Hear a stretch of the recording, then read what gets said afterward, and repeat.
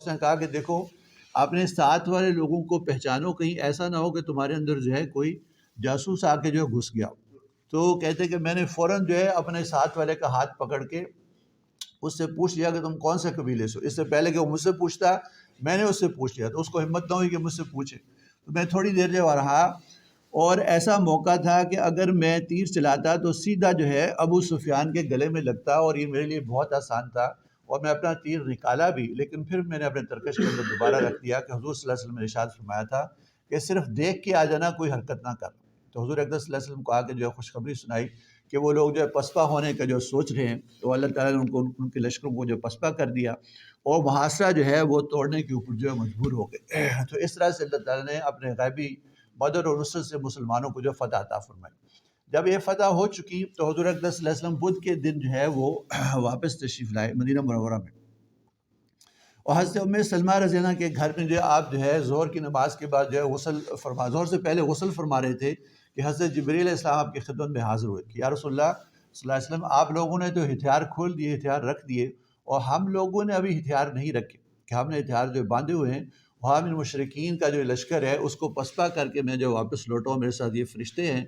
اور اللہ تعالیٰ کا یہ حکم ہے کہ آپ بنو قریظہ کے اوپر حملہ کریں اور ان کا جو ہے محاصرہ کریں۔ تو حضور اقدس صلی اللہ علیہ وسلم ایک صحابی کے ذریعے سے مدینہ منورہ کے اندر یہ منادی کرائی کہ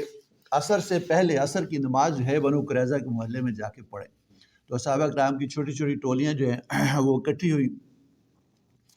اور حکم ماننے کا اتنا جذبہ تھا کہ بعض لوگوں کو راستے میں بھی عصر کی نماز کا وقت ہوا تو دوسرے نے کہا کہ عصر کی نماز یہاں پڑھ لی جائے، تو بعض نے کہا کہ نہیں، حضور اقدس صلی اللہ علیہ وسلم نے یہ فرمایا تھا کہ عصر کی نماز جو ہے بنو قریظہ کا جو محلے ہیں ان میں آ کے پڑھنا، تو ہم تو راستے میں نہیں پڑھیں گے۔ اور بعض نے ایسا ہوا کہ جو عصر کی نماز ہے وہ قضا ہو گئی، عشاء کے بعد پڑھی، لیکن آپ صلی اللہ علیہ وسلم کے حکم کی فرمانبرداری کے اندر جو ہے وہ چھوٹے چھوٹے لشکروں کی صورت میں وہ سارے جو نکلے۔ حضرت علی رضی اللہ عنہ کو حضور اقدس صلی اللہ علیہ وسلم نے بنو قریظہ کا جو غزوہ ہے اس کا پرچم جو ہے وہ جھنڈا عطا فرمایا، اور پھر بنو قریظہ کا محاصرہ کیا گیا۔ تو وہ ان کے بہت بڑے قلعے تھے اور گڑیاں تھیں جن کے اندر تقریباً ان کے 600-700 لوگ جنگجو تھے، وہ محصور ہو گئے، اور یہ محاصرہ بھی 25 دن تک جو ہے وہ قائم رہا۔ پھر آخر وہ لوگ مجبور ہوئے کہ وہ محاصرے کے لیے جو ہے کہ وہ محاصرے کو توڑیں، اور پھر حضور اقدس صلی اللہ علیہ وسلم کے حوالے اپنے آپ کو کر دیں۔ جب انہوں نے اپنے آپ کو حوالے کر دیا تو اس سے پہلے کہ حضور صلی اللہ علیہ وسلم کے بارے میں کوئی فیصلہ فرماتے تو یہ بنو قریظہ کے یہودی جو تھے ان کا معاہدہ ہوتا تھا جاہلیت کے زمانے میں اوس کے لوگوں کے ساتھ۔ تو اوس کے مختلف جو لوگ تھے انہوں نے کہا، رسول اللہ صلی اللہ علیہ وسلم سے عرض کیا، یا رسول اللہ صلی اللہ علیہ وسلم کہ آپ نے خزرج کے لوگوں کی بات مانی تھی بنو قینقاع کے سلسلے میں، کہ عبداللہ بن ابی جو منافق تھا اس نے بنو قینقاع کی سفارش کی تھی، وہ خزرج کا سردار تھا، اور آپ نے بنو قینقاع کو چھوڑ دیا تھا، اور وہ جو ہے وہ مدینہ سے نکال دیے گئے لیکن ان کو قتل نہ کیا گیا۔ تو آپ جو ہے اوس کی بات مانیں بنو قریظہ کے سفارش کے سلسلے میں۔ تو آپ صلی اللہ علیہ وسلم نے ان کے ساتھ موافقت کی کہ ٹھیک ہے ہم تمہاری بات مانیں گے، اور اگر تمہارا سردار جو ہے حضرت سعد بن معاذ رضی اللہ عنہ وہ تمہارے بارے میں جو فیصلہ کریں تو وہ تمہیں قبول ہے۔ تو سب نے خوش دلی سے کہا کہ بے شک ہمیں قبول۔ تو ایک شخص کو بھیجا گیا کہ مدینہ میں جا کے حضرت سعد بن معاذ رضی اللہ عنہ کو لے کے آئیں، چونکہ وہ اس غزوہ میں شریک نہ ہو سکے تھے، وہ زخمی تھے، ان کے بازو کی جو رگ ہے وہ کٹ گئی تھی، تو وہ مدینہ منورہ میں تھے۔ تو ان کو جو ہے یعنی گدھے پہ سوار کر کے پکڑ کے جو لایا گیا، تو جب وہ حضور اقدس صلی اللہ علیہ وسلم کے قریب پہنچے تو آپ صلی اللہ علیہ وسلم نے ارشاد فرمایا کہ دیکھو اپنے سردار کا جو ہے وہ استقبال کرو۔ تو اوس کے لوگ جو ہے اٹھے اور ان کو جو ہے اتارا گدھے سے اور نیچے جو ہے بٹھایا۔ پھر آپ صلی اللہ علیہ وسلم سے ارشاد فرمایا کہ ان اوس کے لوگوں نے جو معاملہ ہے وہ آپ کے اوپر ڈال دیا ہے کہ آپ جو ہے ان بنو قریظہ کے بارے میں جیسا بھی فیصلہ کریں۔ تو حضرت سعد نے جو ہے اپنے لوگوں سے مخاطب ہو کے کہا کہ اب جو ہے ایسا موقع آ گیا ہے۔ ان لوگوں نے کہا کہ آپ ان کے بارے میں احسان کریں اور ان کے ساتھ وہی معاملہ کریں جو بنو قینقاع کے ساتھ کیا تھا۔ تو وہ چپ رہے، ان کی باتیں سنتے رہے۔ پھر ان کو کہا کہ وہ موقع آ گیا ہے کہ اللہ تعالیٰ کے بارے میں کسی شخص ملامت کرنے والے کی ملامت کا میں کوئی جو ہے وہ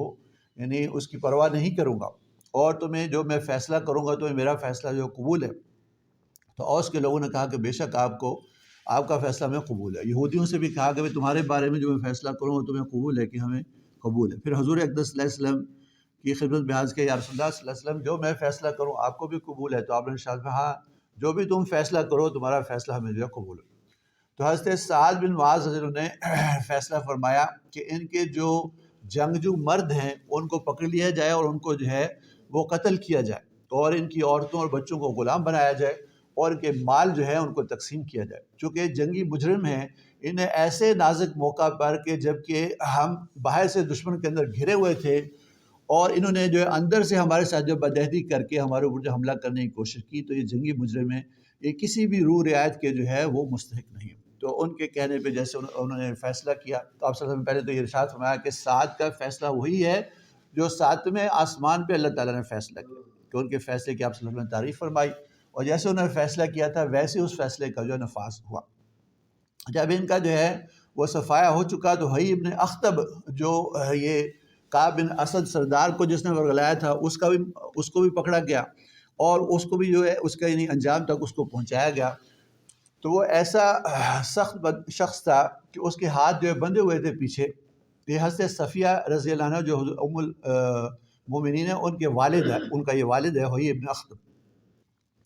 تو اس حالت میں اس نے جو لباس پہنا ہوا تھا اس کو خود اس نے چاروں طرف سے کاٹا تاکہ میں جب مجھے قتل کر دیا جائے تو یہ لباس جو ہے لوگ مال غنیمت کے اندر نہ لے سکیں۔ اور پھر حضور اقدس صلی اللہ علیہ وسلم کی طرف سے مخاطب ہو کے اس نے کہا کہ آپ کی جو میں نے مخالفت کی ہے، آپ کی مخالفت کے اندر جو میں نے کوشش کی ہے اس کے اوپر میں بالکل شرمندہ نہیں ہوں، لیکن یہ ہے کہ جو شخص اللہ تعالیٰ کی مخالفت کرتا ہے تو ہمیشہ جو ہار جاتا ہے۔ تو بنی اسرائیل کے اوپر جو ہے وہ ایک میرا قتل جو ایک بہت بڑا قتل ہے، اور بنی اسرائیل کا بڑا قتل تو اللہ تعالیٰ نے مقدر کیا ہی تھا۔ تو اس حال میں جو اس کو لایا گیا، اس کو بٹھایا گیا اور اس کی گردن جو ہے مار دی گئی۔ پھر اس کے بعد جو ہے حضرت سعد بن معاذ رضی اللہ عنہ جو ہے ان کا خیمہ حضور صلی اللہ علیہ وسلم نے مسجد نبوی میں لگایا تاکہ ان کی زخم ہے اس سلسلے میں ان کی عیادت جو ہے کی جا سکے۔ تو اس قیام کے دوران بھی ان کا جو زخم ہے ان کی دعا کے مطابق وہ دوبارہ جاری ہوا، اور بنو غفار کے خیمے بھی مسجد نبوی میں ساتھ لگے ہوئے تھے۔ اتنا خون بہا ان کے جسم سے کہ وہ خون بہتا ہوا بنو غفار کے خیموں کے تک پہنچا، تو وہ خوفزدہ ہوئے کہ کون سے خیمے سے کیسا خون آ رہا ہے، تو ان کے خون بہنے سے جو ہے ان کی شہادت ہوئی۔ تو حضور اقدس صلی اللہ علیہ وسلم نے ارشاد فرمایا کہ سعد بن معاذ رضی اللہ عنہ کی شہادت کے اوپر اللہ تعالیٰ کا عرش جو ہے وہ بھی کانپ اٹھا۔ اور پھر جب ان کا جو ہے جنازہ اٹھایا گیا تو بہت ہلکا جنازہ تھا، تو منافقین نے اس کے اوپر جو ہے اعتراض کیا، تو حضور صلی اللہ علیہ وسلم نے ارشاد فرمایا کہ فرشتوں نے جو ہے سعد کا جنازہ جو اٹھایا، اور حضرت سعد رضی اللہ عنہ کے جنازے میں آپ صلی اللہ علیہ وسلم جو ہے اپنے قدم مبارک جو ہے وہ اٹھا کے بڑی احتیاط سے جو رکھ رہے تھے، تو دریافت کرنے پہ آپ صلی اللہ علیہ وسلم نے ارشاد فرمایا کہ سعد رضی اللہ عنہ کے جنازے کے اندر اتنے فرشتے ہیں کہ زمین کے اوپر جو ہے وہ پیر رکھنے کی جو جگہ نہیں۔ تو ایسے عظیم الشان ان کے کارنامے تھے صحابی حضرت سعد بن معاذ رضی اللہ عنہ کے جن کے فیصلے کے اوپر جو ہے آپ صلی اللہ علیہ وسلم نے فرمایا کہ ان کا فیصلہ وہ ہے جو ساتویں آسمان پہ اللہ تعالیٰ کا فیصلہ تھا۔ تو اللہ تعالیٰ نے ان کو جو ہے ان کی دعا کے مطابق جیسے انہوں نے دعا کی تھی ویسے ان کے ساتھ جو ہے معاملہ فرمایا اور ان کو جو ہے شہادت کی موت عطا فرمائی۔ تو انشاءاللہ باقی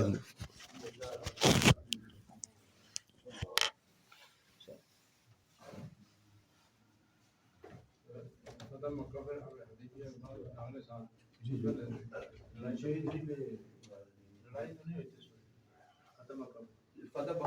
لڑائی